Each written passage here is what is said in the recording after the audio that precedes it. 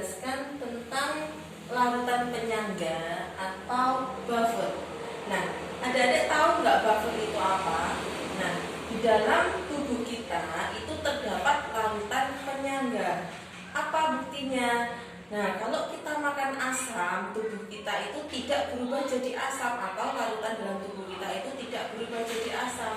Kalau kita makan pahit-pahitan, itu dalam tubuh kita juga tidak berubah menjadi basa. Jadi di dalam tubuh kita itu pH-nya selalu netral, yaitu 7. Kenapa adik-adik? Karena di dalam tubuh kita terdapat larutan buffer. Nah, larutan buffer di dalam tubuh kita itu adalah H2CO3 dan HCO3-. Jadi larutan penyangga yang ada di dalam tubuh kita itu adalah asam karbonat dan ion bikarbonat. Nah, larutan penyangga sendiri itu apa sih adik-adik? Larutan penyangga itu adalah larutan yang dapat mempertahankan harga pH. Jadi larutan yang dapat mempertahankan harga pH. Jadi pH-nya itu supaya selalu tetap itu bagaimana? Nah, itu adalah fungsi dari larutan penyangga. Nah, larutan penyangga itu sendiri dibedakan menjadi 2. Ada penyangga asam sama penyangga basa. Larutan penyangga asam itu terdiri dari asam lemah dan garamnya, atau basa konjugasi.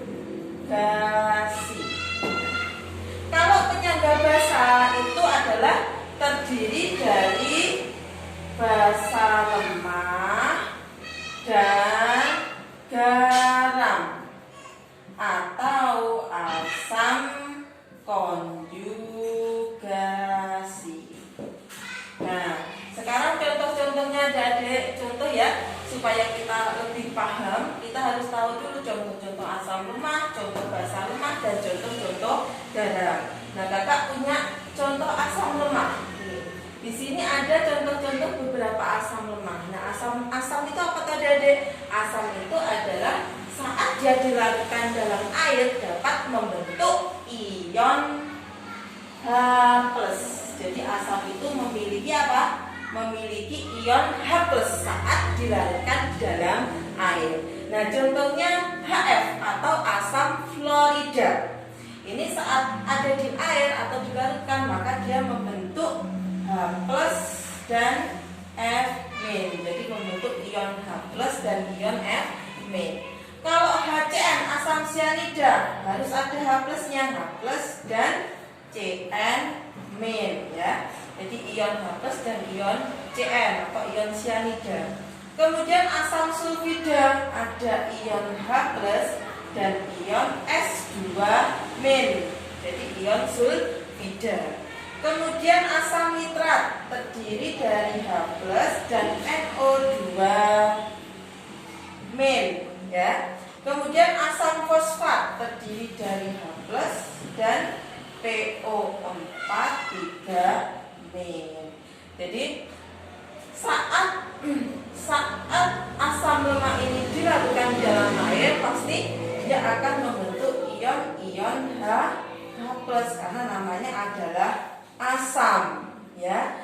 Nah, kemudian kalau sudah kita mengetahui terbentuknya ion-ion, nanti kita mudah menentukan garam.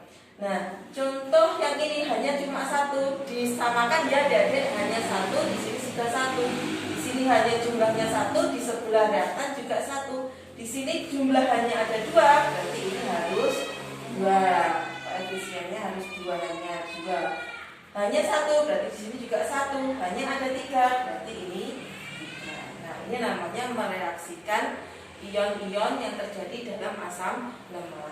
Kemudian contoh-contoh basa lemah. Basa lemah itu kalau dilarutkan di dalam air pasti dia akan membentuk ion hidroksida atau ion OH+. min. Ingat-ingat ya. Jadi ada ion OH-nya, itu adalah ciri-ciri dari basa. Ciri-ciri dari asam ada H plusnya, ciri-ciri dari basa ada OH-nya. Nah, ini terbentuk apa? Al3 plus OH min. Di sini OH-nya ada 3, tapi di sini 3 OH min. NH4 plus menjadi OH min. OH-nya ada 1 ya. Cu 2 plus menjadi OH min, 2 OH min ya. Mn2 plus menjadi 2 OH min. Zn 2 plus menjadi 2 OH min. Jadi kalau OH-nya 2, ini juga 2 kali OH-nya ya, jadi ya. Nah, contoh-contoh basa lemah itu kalian bisa menambahkan lagi, yaitu pada tabel periodik di golongan transisi. Jadi semua basa lemah logam-logam golongan transisi direaksikan dengan hidroksida itu akan menjadi basa lemah.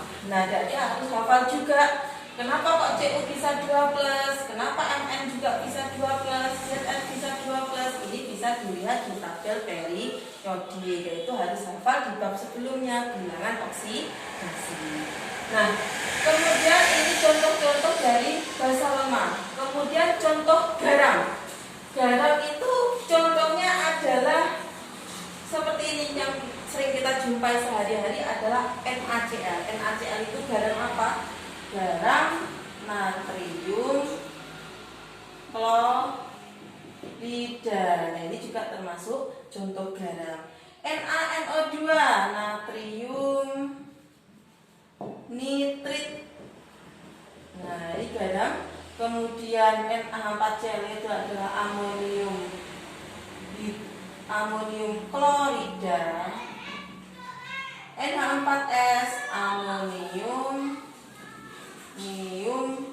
sulfida.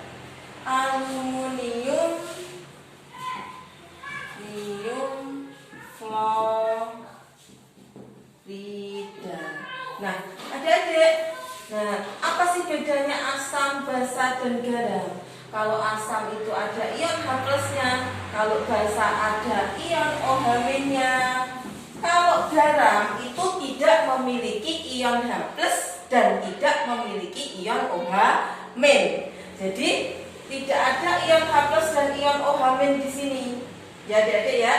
Nah, jadi contoh kalau misalkan kakak punya larutan HNO2 dan NaNO2, maka nanti terjadi larutan penyangga asam. Kalau kakak punya contoh NH4OH dan larutan NH4Cl, nanti juga akan menjadi penyangga basa. Kakak punya contoh lagi, larutan H2S dan larutan NH4S, nanti akan terbentuk larutan penyangga asam.